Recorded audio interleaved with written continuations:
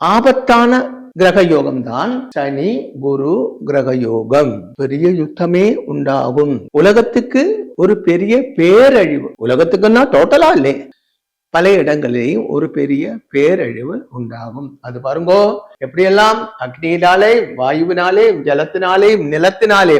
அக்னியிலான என்ன உண்டாகும் தெரியும் இல்லையா? பெரிய அக்னிபாதை. அக்னிபாதைன்னு தெரியும் இல்லையா? தீ பிடிச்சு பெரிய ஆபத்து உண்டாகிறது, உயிர் சேதம் மக்களுக்கு உண்டாகிறது. வாயுவினால அதி பயங்கரமாக இருக்கப்பட்ட அந்த கொடுங்காற்று உண்டாகிறது. ஜலத்தினால வெள்ளப்பெருக்கு, பிளட்ஸ், அது உண்டாகிறது. நிலத்தினால என்ன உண்டாகும்?